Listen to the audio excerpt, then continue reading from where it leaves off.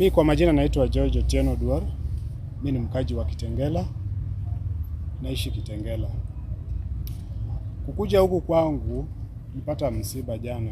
Mdogo wangu anaitwa Charles Owino aliuliwa jana, watu wakifanya maandamano Kitengela.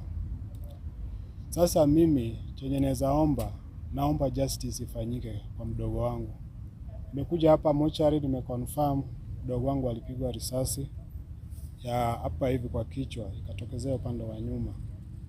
So kwa maana mnyonge hana haki, mimi naomba justice kwa government, wenye wanaweza tusaidia jana wangu, my brother apate justice.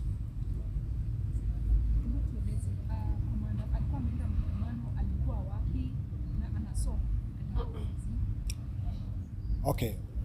Brother yangu hakuenda maandamano. Brother yangu alikutana na mauti barabarani akirudi nyumbani. Alienda kununua dawa. Ilikuwa around kitu saa 10, saa 11, saa 10, saa 11. Sasa kwenye ile harakati wa kurudi nyumbani ndio ikaanza. Mapolisi wakaanza kukimbizana na watu wenye walikuwa wanaandamana kwa barabara. Sasa mdogo wangu pia hajui, haelewi mtaa vizuri, pia akajipata kwenye hiyo mix. Polisi ali open fire upande wa nyuma, ikapata brother yangu akakufa hapo. Sasa vile alikufa hapo, hatukujua alipelekwa wapi. Tulienda county government, county ya Saitoti, wakatuambia hiyo mwili haikuletwa huku, muende City Mortuary Nairobi. Haya, na hiyo time ni majioni saa 12. Hatungeweza kufika huku maana hakuna hata matatu, hakuna vile tutafika huku. Tukasema wacha tutarauka asubuhi City Mortuary. Hivyo asubuhi saa 2 ilitupata hapa. Hadi hivi sasa ndio tumemaliza kuona mwili wa brother yetu pale ndani, bila alikufa jana, bila aliuliwa. Sina mengi ya kusema. Alikuwa amemaliza shule, alikuwa amekuja kutafuta, sababu sisi hatuna uwezo, wala mimi mwenyewe sina kazi. Sister yangu pia hana job, wazazi nao wako nyumbani. Sasa alikuja, tulimuita aje at least afanye vibarua vidogo, at least apate pesa ya kujiendeleza, aende kwa institute yoyote kuliko kukaa nyumbani, apate angalau vile atajisaidia kimaisha. 19 years. Last year. Amesomea Ngunya Primary huko nyumbani. Siaya County. Ngunya. Ngunya. Yeah, secondary school.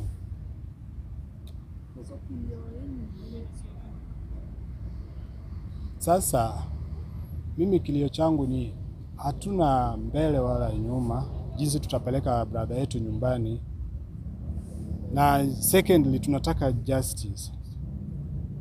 Polisi waache kuua vijana, maana vijana ndio serikali, maana ndio serikali ya kesho.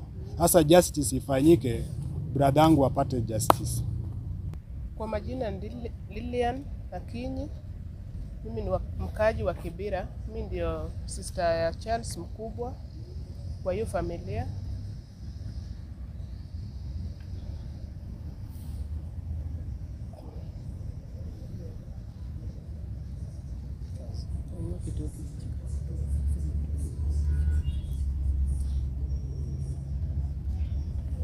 Nilistuka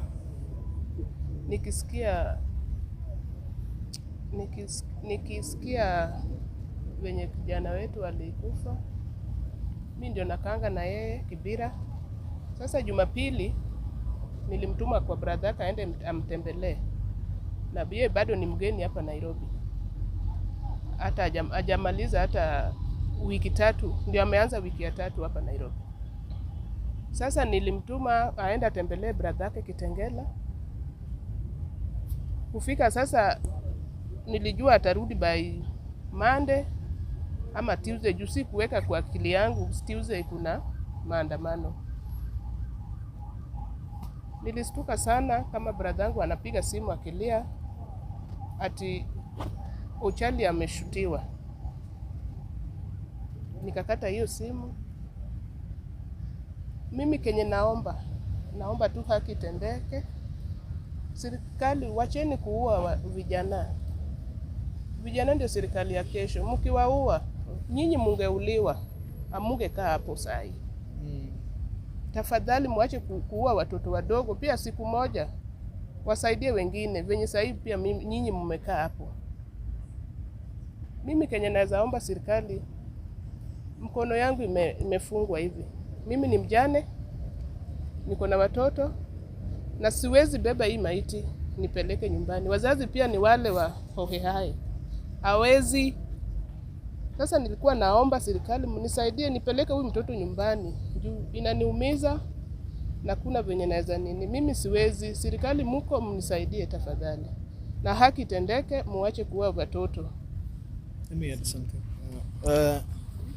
I think my name is Mathias Shipeta kutoka shirika la Haki Afrika, na tuko hapa na familia ambayo ilipoteza mtoto wao sehemu ya Kitengela wakati ile maandamano ya jana.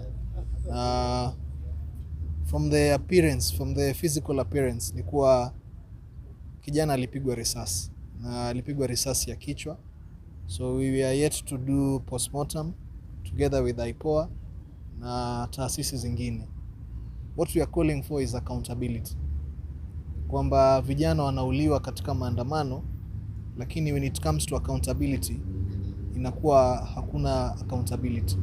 So we are yet to do that postmortem, na we are calling upon the government.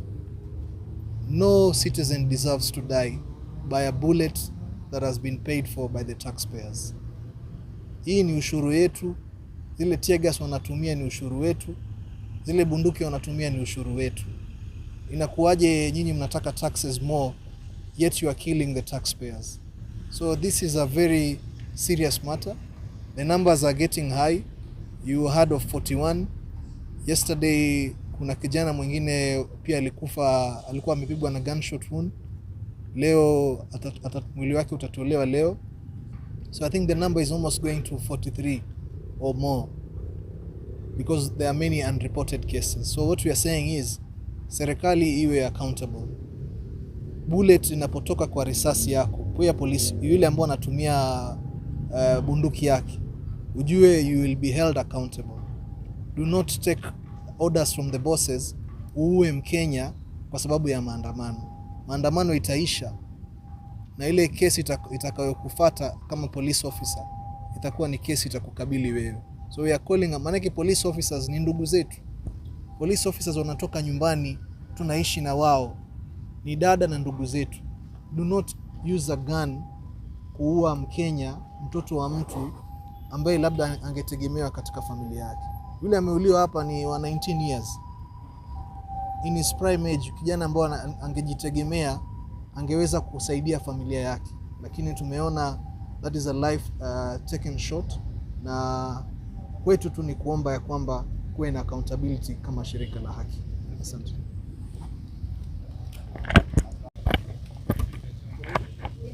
So good evening today. We are through actually as a team with the examination of remains that were brought to us at City Mortuary.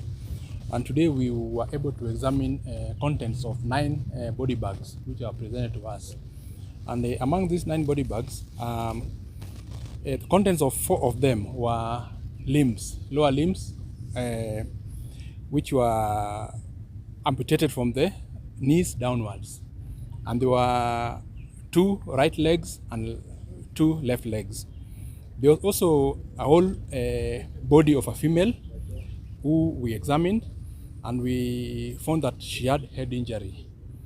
There was another 3 bodies which were also parts of human bodies, female, which were from the waist to the knee. There were 3 of them. And then there was an upper trunk from the waist upward, which we assigned cause of death as strangulation. So this brings them down to total of 9. Yes. So we have seen bodies coming in from Kware. Yes, yes. Exactly. Do we have anything that points to a specific pattern of killing? What I can say is that most of these bodies have levels of decomposition from mild to severe.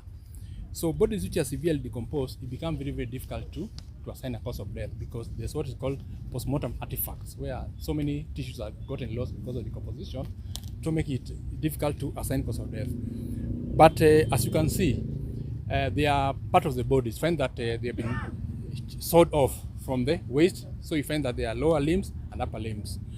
And this sawing off, I think probably they are happening after death, whereby someone has been killed and then now is cut on the trunk. The ones which were intact, like the female body which was intact, it was not decomposed, so we could be able to say that this person had a head injury. The body which was only upper trunk, it was mildly decomposed, but you could see that there were clear mark of ligature on the neck, someone who had been strangulated.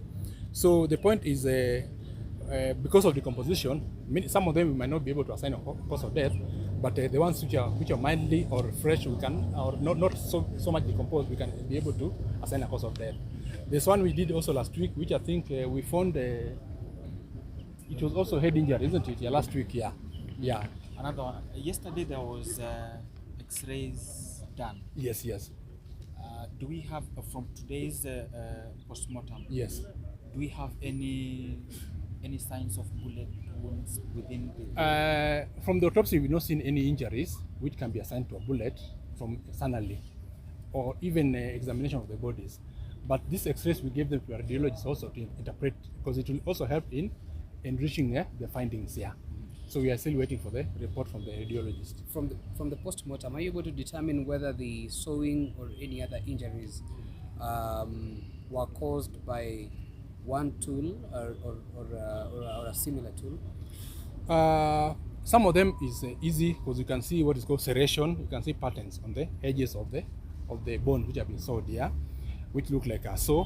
Some of them is difficult because of the decomposition, all that, because you find that some you find that it's been cut through a cartilage and it's decomposing, so it becomes difficult to tell. At what point do we expect to maybe understand the ages of those that you have examined? Let's hope that the X-ray will be able to tell us the age of the person determined, the persons who have been found here.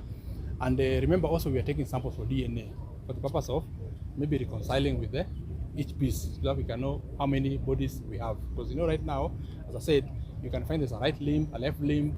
You cannot tell that this person, isn't it? Yeah, but DNA will be able to tell us. Yeah, DNA also will be able to tell us because if relatives come in and they give us their DNA, so that now we can be able to tell we assign identity to this person, and this also will be able to tell us the age of this person because of that. Are there any body parts that are yet to be put together into a full body form? None of them have been put together because we're waiting for DNA.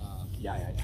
Yes. And are you going to continue with the exercise? We will continue until we finish, because right now we have 4 body bags. We are not 4 body bags. We are not opened yet, and as we are finishing, we saw some body parts being brought. So I mean that is a continuing exercise. Yes. All right. Yeah. Thank you. Thank you very much. Yeah. Okay.